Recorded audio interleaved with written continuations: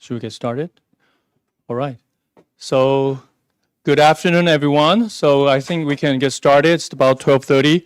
My name's John Liu. I'm a professor here at NTU Sociology. So I welcome all of you here to participate in this talk. And I also say hi to the people who are online. And today I have the great pleasure to be the host and be the moderator to introduce Dr. Beatrice Zani. Dr. Zani is now a permanent researcher at CNRS, that is French National Center for Scientific Research. She's also a visiting scholar at Academia Sinica in the Institute of Sociology, but more importantly, she's also teaching a great course in our department on migrant workers in global Asia. I suspect some of you are in the audience are also taking the class.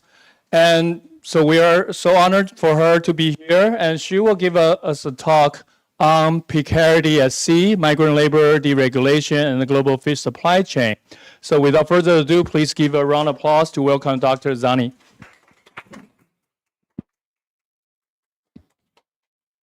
So, yes. It's on, right?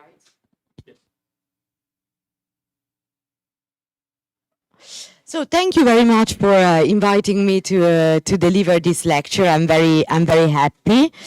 I am a sociologist and I do work on migration, I work on globalization, and specifically at the moment I'm focusing on work and labor in Asia. Actually, one of the central questions which guide my research is how globalization is made in practice and how global and globalized economic system and supply chains are not actually abstract entities, right, but are continuously produced through the everyday work and experiences of migrants. In other words, you understand it, I am interested in how the functioning of this global supply chain capitalism depends on forms of labor which are often precarious, unequal, and partially informal.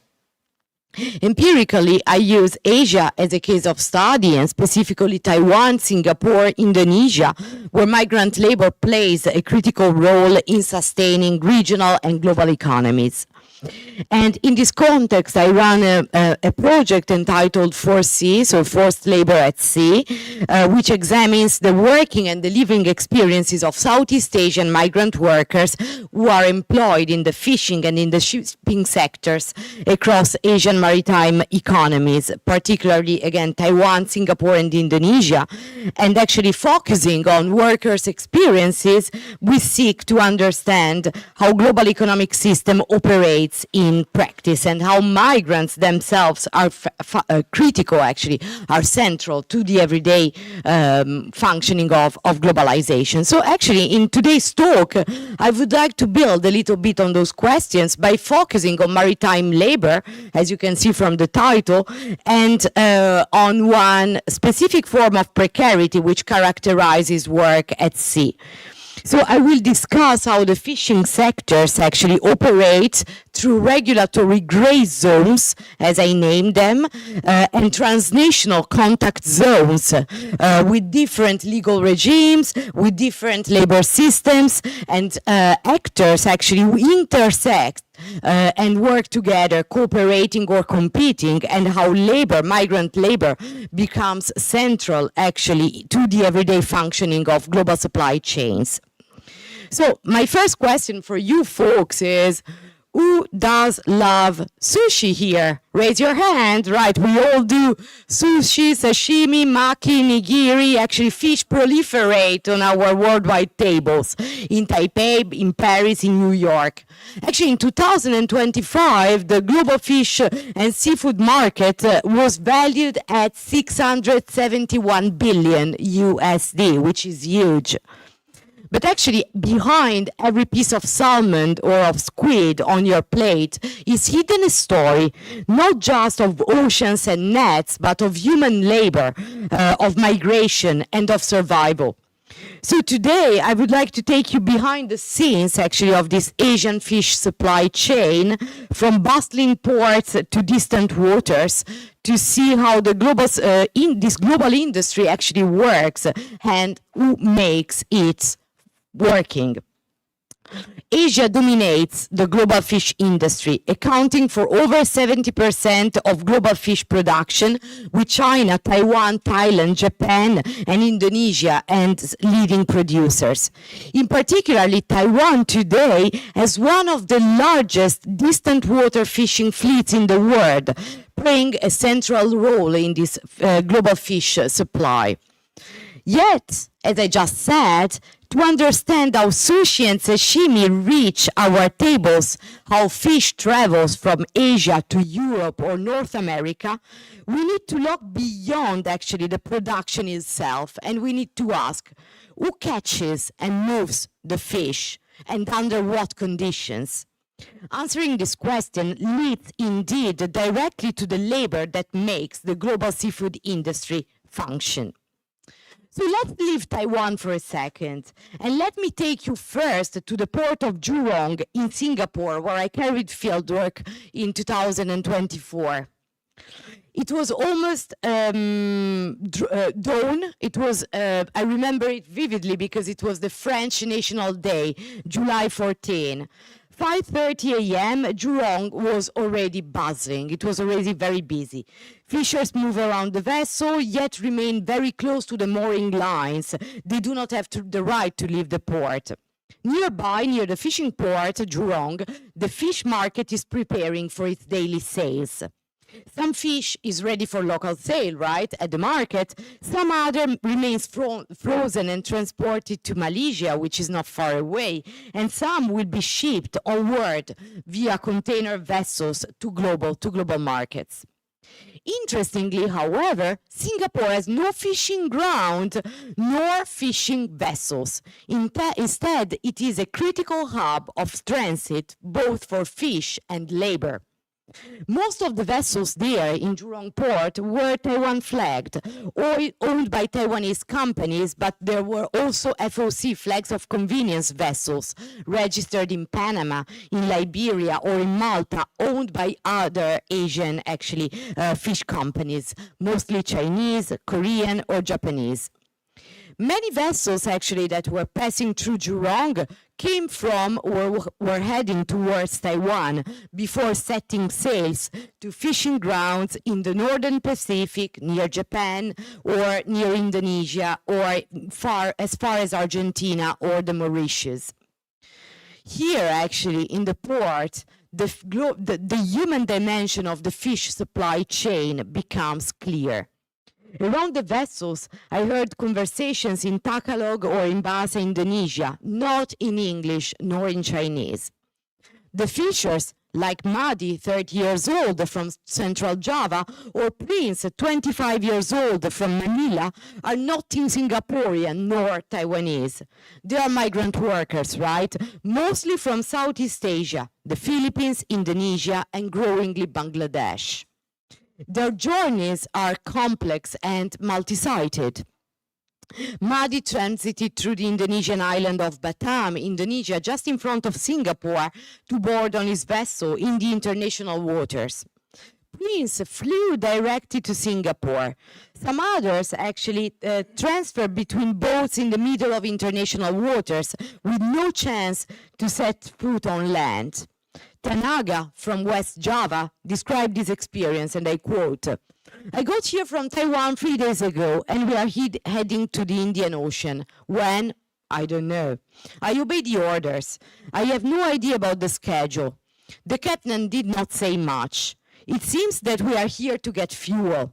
But every day here, there is a new worker who gets on board. Last time on sea, we went close to Japan to catch squid, but now we are going for tuna, and that will be a long stay on the fishing ground. Life is like this. I need money." You got it. The Asia fish industry relies on a strategic use of migrant labor. Southeast Asian migrant workers compose most of the crews employed actually on those vessels. They are basically the dirty hands of those vessels, of this global supply chain, performing exhausting, physically demanding labor, which remains largely invisible in the markets which consume actually their catch. So the ethnographic evidence that I just presented to you raises actually a few questions. What does work on a fishing vessel look like? How does the labor regime actually operate on a daily basis? And how do workers actually endure inequality and precarity? But also, what are the strategies, what are the ways they can actually develop to cope with those situations of precarity and inequality? So I raise today those questions and I investigate the structure and the functioning of the labor regime in the Asian deepwater fishing vessels, and specifically those leaving from, heading to, or passing through Taiwanese and Singaporean ports. I will argue today that the labor regime of the Asian fish supply chain is structured through overlapping gray zones, spaces of deregulation, informality, and legal ambiguity which sustain global supply chain capitalism. I will show how those gray zones are not accidental, but structural. They are part and parcel of the alliance, right, the love affair between rigid mobility regimes and global supply chain capitalism, allowing states, brokers, and employers to manage labor flexibly while externalizing responsibility and costs. I will also show how those gray zones construct and reinforce migration uncertainty, labor precarity, and daily inequality, but how at the very same time they can become spaces for agency exercise where migrants can develop socio-economic strategies to cope with precarity. So I will first examine the ways this labor regime operates on a daily basis, and I will engage actually with Kimberly Hoang's concept of spiderweb capitalism to highlight the entanglement between licit and illicit, formal and informal, visible and invisible practices in the gray zones of those Asian frontier markets. I will show that the labor regime of the fish supply chain is characterized by multiple overlapping gray zones where migrant labor is recruited and daily deployed. These gray zones are indeed, as Hoang shows, shaped by deregulation, informality, and ambiguity. States, employers, brokers play in the gray, and through their deregulated practices positions migrants in a condition of hyper-precarity as insecurities become multidimensional. Second, I will draw on Marie-Louise Pratt's notion of contact zone, that is to say, the social spaces where actors with different levels of power meet, negotiate, and contest their circumstances, to analyze how migrant workers navigate and negotiate those ambiguities. Ethnographic observations actually show that precarity does not erase agency. Workers can mobilize social networks, relational ties, and repertories of knowledge and competencies actually to secure employment, negotiate contracts, and develop informal economic practices. So I will try to show to you how migrant workers reinterpret and sometimes contest the structures that make them precarious, turning the gray zones into contact zones. In the spaces, vulnerability and exploitation coexist within strategies of endurance, mobility, and survival. I will argue actually that if the employers, the brokers, the states play in the gray, workers can actually play with the gray, and they can take advantage of their regulation and ambiguity to develop coping strategies. So let me very briefly give you an overview over this Southeast Asian migrant fishers. So we know that the global fish industry has been suffering a very severe, actually, crisis of profitability. There are several forces at play: the rising global demand for seafood, skyrocketing fuel costs. Indeed, we see this today more than ever, overfishing, and decreasing fish stocks. On top of that, fewer local workers are willing to endure life at sea. Local fishers increasingly decline, actually, to work on vessels because of the harsh conditions, because of the low pay, and because of the very long trips into faraway waters. So who does the work that local workers do not like to do? Industries in wealthier countries increasingly rely actually on migrant workers from the global south to fill in the shortages for the dirtiest, the most dangerous jobs on the vessels, jobs that, you got it, local workers do not want to perform. So actually today, according to the International Labour Organization, there are 26 million migrant fishers in the world, many of them in East and Southeast Asia. Take Taiwan, for example. Since the 90s, Taiwanese vessel owners have been recruiting male workers from Southeast Asia. Numbers have been growing during the last year, and today Taiwan counts over more than 33 actually thousand migrants, mostly from Indonesia, followed by Filipinos, Cambodian, and Vietnamese, who perform this hard and very dirty, very dangerous work on the vessels, right? Indeed, what happens in Taiwan is a broader, actually, reflects a broader pattern across Asia. We see this in China, we see this in Thailand, we see this in Japan or in South Korea. Economies, Asian economies, by large, actually rely on migrant labor. So in my framing of this global fish industry, I try to take into account the functioning and the specificity of labor migration and labor migration regimes in Asia, but I also do look at the peculiarities and the specificities of the kind of work which is performed on the vessels, because vessels, right, float on waters. So actually, to understand the labor regime on those fishing vessels, I situate my analysis. I wanted to show you some pictures actually to bring you on the vessels, right? Here you have some Filipino workers. I forgot what I put in my slides. We are in Kaohsiung. Up there you have Indonesian workers eating dinner, and they cook their own dinner because they do not eat pork, so they prefer to cook halal food. And down we are still with Indonesian workers, I guess, still in Tianzhen, in Kaohsiung, inside the engines, right? So to understand how this labor regime on the fishing vessel work, actually, I situate my analysis in dialogue with the scholarship on globalized labor and supply chains. Anna Tsing talked about global supply chain capitalism to show how labor and commodities circulate through linked, fragmented economic niches across the globe.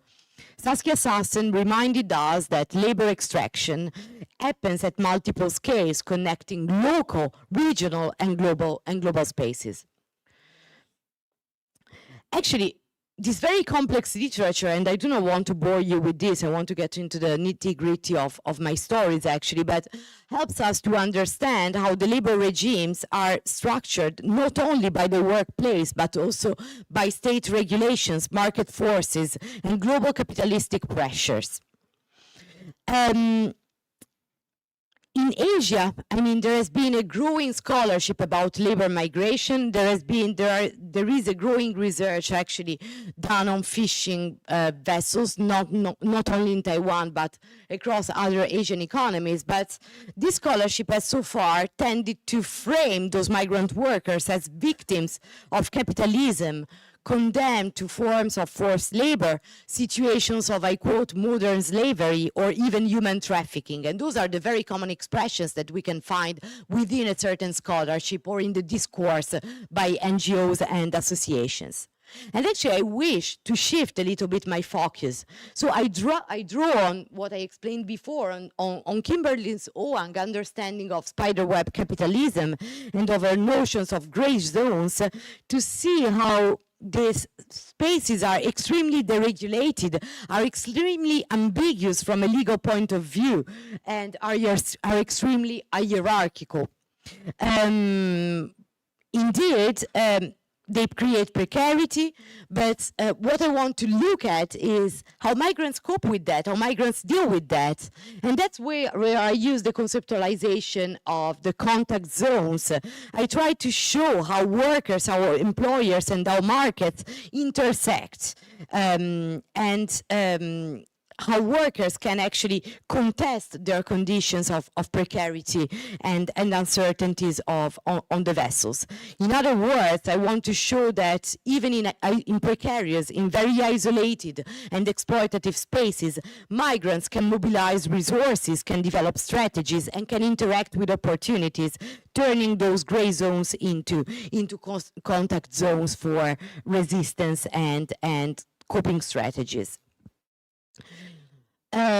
So basically, this talk, this paper, is part of a broader project on the circulation of labor and commodities in the Asian economies, and it draws on multi-site ethnographic work carried out in Taiwan, in Indonesia, in Singapore, in Thailand since 2022 actually.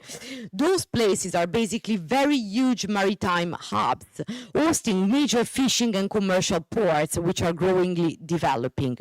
But they are also, you got it, major sites for labor migration in the region, and those are really sites where we can find labor from the Philippines, from Indonesia, and from Southeast Asian broadly. So actually, I carried out ethnographic work in the ports of Taiwan, so in Taipei, in Bali, and in Geelong, but also in Kaohsiung. And I've been recently to Ilan, to Namfangao, and Hualien, and I spent roughly 2 months in Kinmen. I was also in Singapore, in Jurong, but also in the commercial ports of PSA and Tuas. And then I spent quite a bit of time in Indonesia, so I was in these transit spaces, the island of Batam, in Medan, in North Sumatra, where there are fascinating places of illegal traffics, informal economies, and indeed a lot of commercial activities, Jakarta, Surabaya, and I plan to carry on in Thailand as well. So I carried out basically biographical and in-depth interviews with migrant workers where I could, although in most of the cases actually those interviews took the shape of informal conversations at work, while resting in the port, before setting sails in the sea, or when coming back from night shifts. I also could meet some shipping company owners and some fishing company owners. I had to deal with the port authorities, especially in Indonesia. We have no choice but negotiating with them and talking with them. And indeed, I also cooperated with some NGOs here in Taiwan, Stella Maris, Mission to Seafarers, and in Indonesia, like trade unions and like KPI or Sakti. As soon as we are in those transit zones and in those very porous and fluid places, we have to a certain extent to deal with traffic, with smugglers, with corrupted policemen, and with many other actors that I will show to you in a second. I wanted to show some pictures of you. So we are negotiating with Indonesian port authorities, who are very much corrupted, by the way. That is the permit, actually the pass to enter Jurong port, and that was not easy to be obtained. What else do we have? Okay, so now we are in Kaohsiung, so we are having barbecue with some Indonesian migrant workers. Here we are in Ilan a few years ago, and we are inside actually the dorms, the cabins of the vessel, eating Pizza Hut and Kentucky Fried Chicken. And there we are in Singapore, I guess, in Jurong, and no, it's not, it's a PSA port, commercial port, and those workers are from Burma, so they are Buddhist again, and you can see that they have been cooking their own food because they do not eat meat. And I was younger and more energetic, perhaps. More, so you can really see inside a fishing vessel with the clothes, you know, washed in a very improvised way and hang there, hoping that the humidity will not be too strong and they will dry up before setting sails in the seas. Here you have Indonesian and Filipino workers. We are inside the vessel. Here is me performing my very poor, miserable Indonesian skills. And this is actually a praying space and the site of a trade union, and we are in Donggan, so in Taiwan again. More, Gilman Island with Indonesian migrants I converted to the law of alcohol. It works very well actually to make friends. And here again we are in Tijin Island in front of Kaohsiung, and we are chatting in the evening, eating some Indonesian food and snacks. So let me get, after all of this useless information, to the nitty-gritty of my talk, right? So what does working on a fishing vessel look like? Would you like to catch some tuna? This is frozen tuna. We are in Bangkok. So we are inside a fishing vessel here. How do migration and labor experiences are constructed within those spaces?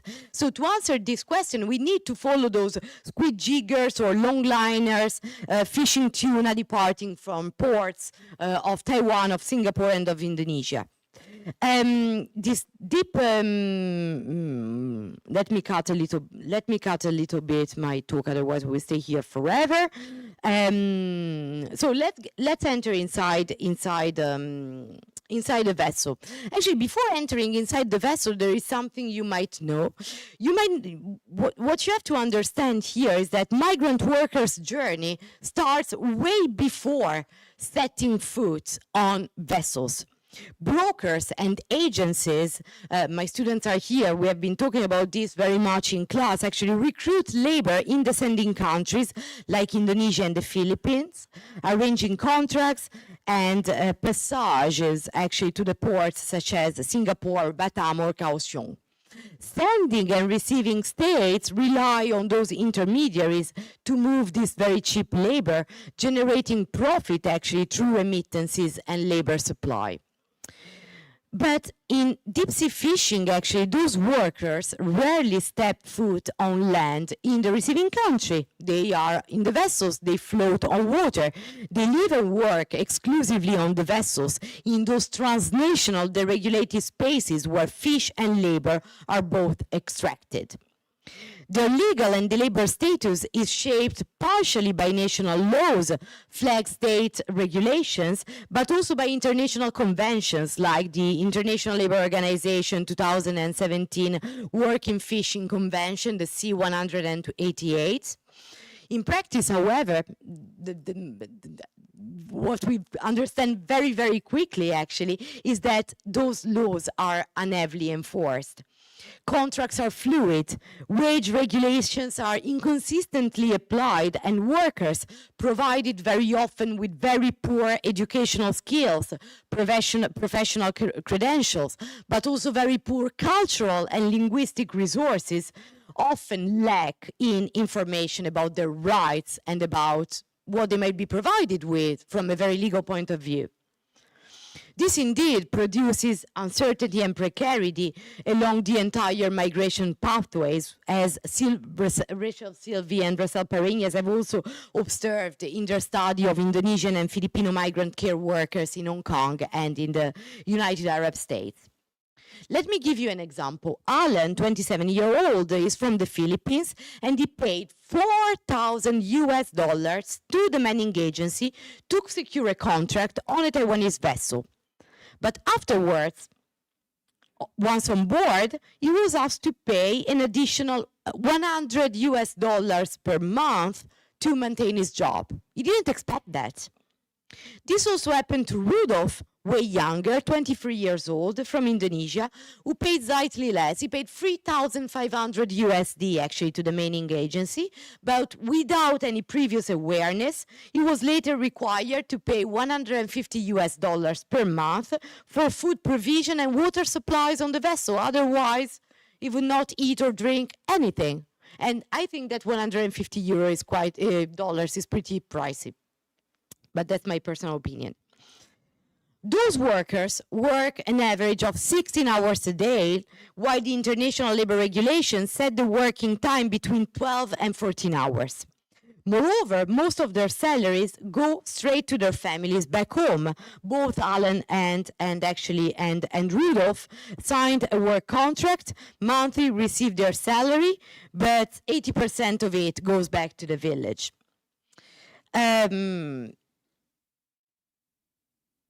You see here, within the fluidity and the porosity of those contracts and of the money those workers are required to pay to the manning agency, a very clear example of the construction and the performance of those gray zones. However, those gray zones, I think, are not just legal or theoretical. They are also lived, experienced, and navigated by the workers themselves. Take Johnny, an Indonesian seafarer, right? So he went to the maritime school. He was trained to be an OS, an ordinary seafarer in Indonesia. Actually, he became a migrant fisher without his knowledge. So he left his village and he attended a private maritime school in Jakarta. He paid quite a bit of money for that in terms of tuition fees. And upon receiving his maritime certificate to be an OS, so an ordinary seafarer, through a manning agency located near Tanjung Priok, which is the major big commercial port in Jakarta, he found a job. Oh, good. He signed a work contract, thinking that he would join a Taiwanese cargo ship, becoming rich, becoming an adventurous seafarer who travels the world. But actually, once he reached Singapore to board on the vessel, so he was asked to fly from Jakarta to Singapore, as I explained before, to board on vessel, he was redirected. And suddenly, he found himself on a Chinese-flagged squid jigger with 24 Indonesian and 9 Filipinos and a Chinese captain. The work promised on paper, the contract signed a few months earlier, was substituted mid-transit. More than that, his salary was a fraction of what he was expected, and his passport was confiscated. So for 11 months, actually, Johnny was confined to the vessel, moving from high seas to fishing grounds in Argentina to ports in Taiwan, Japan, and China to unload the fish. However, he could not disembark for fear of detention. I told you that his passport was confiscated and he was afraid of being deported. He described his anxiety, his constant fear, and the uncertainty of whether the next day would bring a new demand, a new rule, or a new penalty.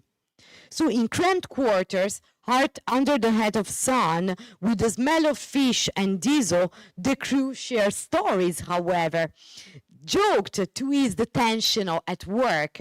They developed small routine to survive, mutual help, collective drinking, shared cigarettes, and shared stories on the vessels. Workers showed each other the pictures of their wives and their children back home, collectively dreaming of the day they would return to the village, successful and rich.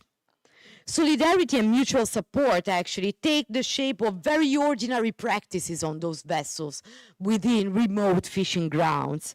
Johnny relied on an Indonesian colleague to navigate language barrier. It was impossible for him to communicate with a Chinese captain, to interpret the instructions, and to learn small strategies to relieve fatigue and pressure inside this very overwhelming labor environment.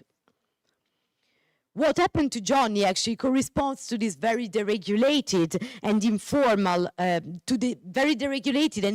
substance actually of this labor regime of the fishing industry, where employers and brokers play in the gray, taking advantage of workers' limited repertories of knowledge and of resources to extract their labor at the cheapest price.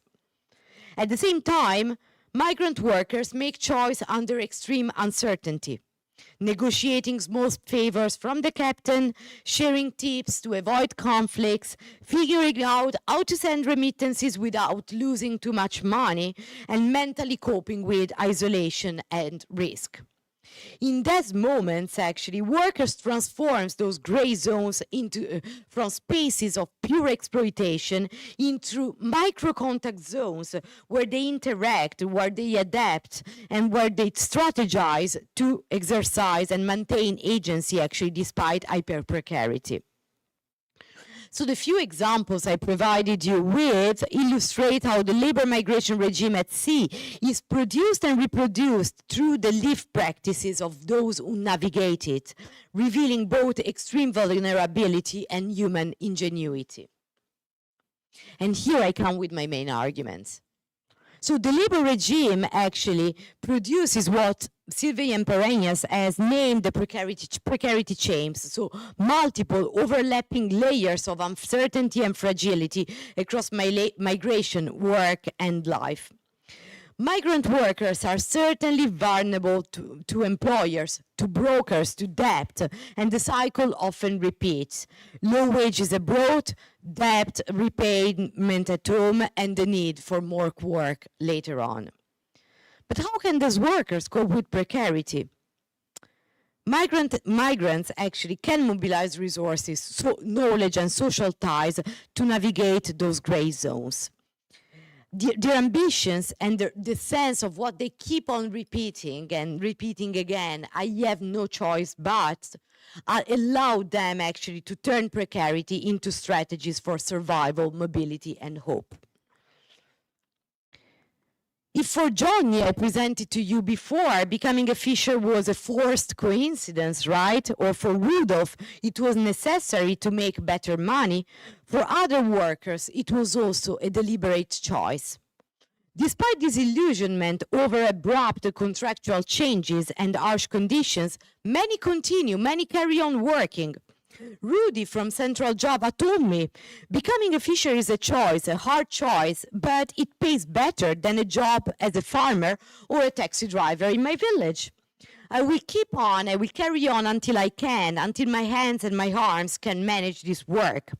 Afterwards, when I will have enough money, I will go back home. I will open a business, I will build a house, and I will enjoy life and food in Indonesia. I work on this vessel today.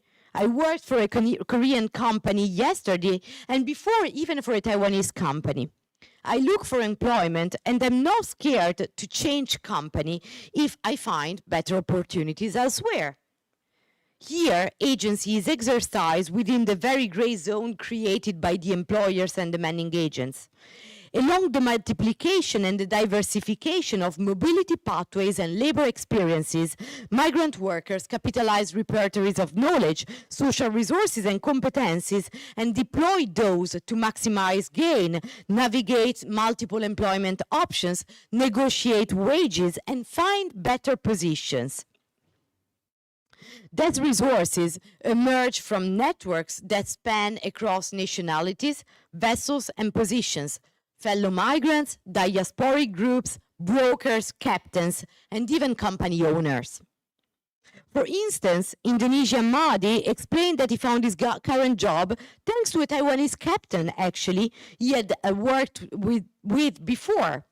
After finishing his prior contract, he returned back home to Indonesia and negotiated his current position through the captain, who acted as an informal intermediary. Today, they work on the same vessel. Similarly, Filipino Thomas once secured a short-term role by stepping in for a sick crew replacement, to replace actually a sick crew member through an informal broker at the port. The arrangement was never formalized, and the payment came directly in cash from the broker through the captain. He explained, I knew that was not quite okay, but I needed the money and they needed someone who could work right away. The other guy was sick. So during those few weeks, I managed to send money at home. And when the original worker recovered, I moved to another vessel, taking with me the contact of the brokers and the new captain willing to hire me the next time. So for him, actually, playing with the gray was not only a matter of survival, it was a strategy for continuing working and for upward social economic mobility. I have many other stories, and I think I cannot give all of them to you today, but let me give you a very last example of those forms of negotiation and strategies to achieve upward social economic mobility.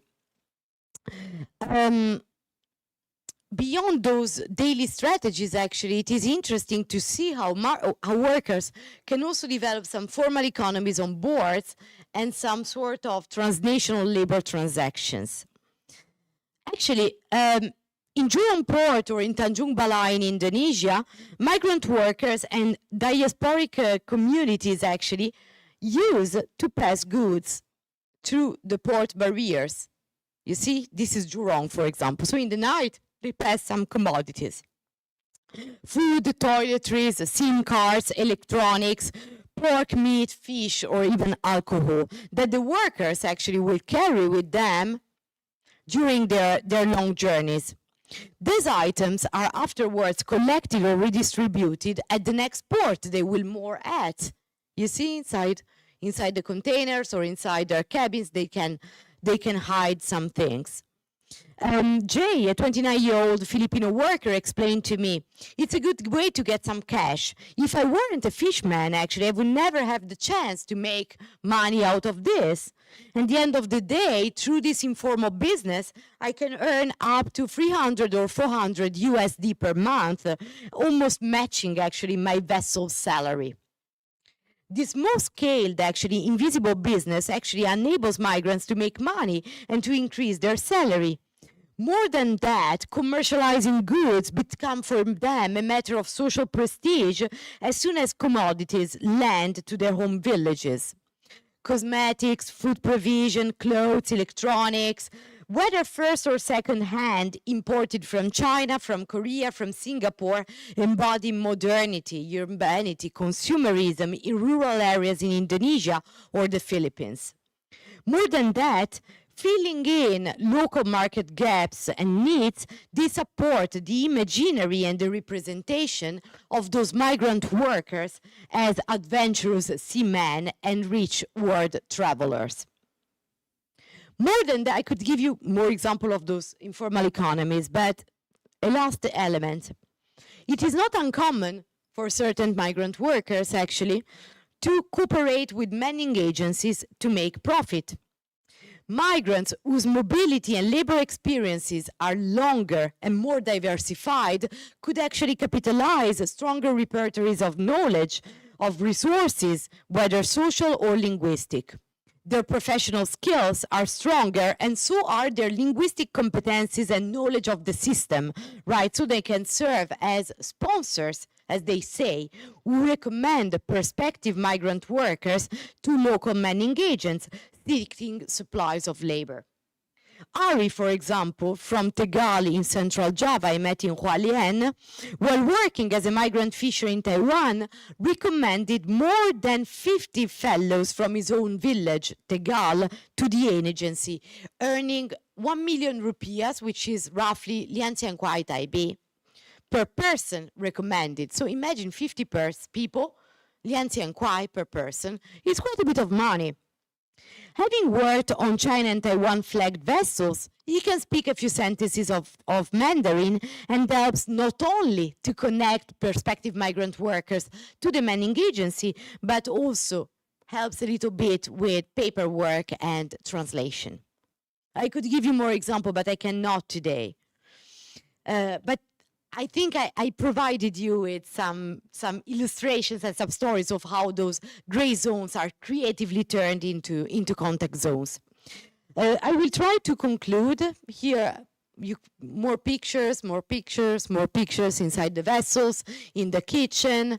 You see those informal commodities moving in the night or before sunrise in Jurong Port or in Tanjung Balai, which is a fascinating place I invite you to visit in Indonesia. Right, so let me conclude with a very simple point. The labor regime of the Asian fishing industry is structured through those gray zones, spaces of legal ambiguity, informality, and deregulation that are constitutive and essential to the functioning of global supply chain capitalism. Through those arrangements, states, brokers, vessels owners organize labor flexibly while displacing risk and responsibility onto migrant workers, producing layered forms of precarity across migration and work. Yet, this labor regime cannot be understood through precarity as alone. In the ethnographic attention and the ethnographic evidence actually I provided you with focuses actually on the everyday practices, and those show that migrant fishers actually actively engage with these conditions of precarity. They navigate uncertainty, mobilize networks, and strategically use informality to access opportunities and mitigate constraints. Conceptualizing the spaces as contact zones allows us to capture this duality. Gray zones are not only sites of control, but also sites of negotiation, of navigation, where exploitation and agency coexist and are mutually constructed. The implication is that precarity and agency are not oppositional, right? But they are relational. They mutually inform and produce each other. They emerge together within the very organization of the labor regime. With this case, what this case ultimately, according to me, shows is that supply chain capitalism relies not only on vulnerability of migrant labor, but also on workers' situated capacities to endure, adapt, and act within constraint. Taking this dual dynamic actually seriously is essential, according to me, if we really want to fully understand how contemporary labor regimes function and how they can be reconfigured, perhaps, in the future. And I think I will stop here because I have been talking way too much. But thank you very much for being patient with me.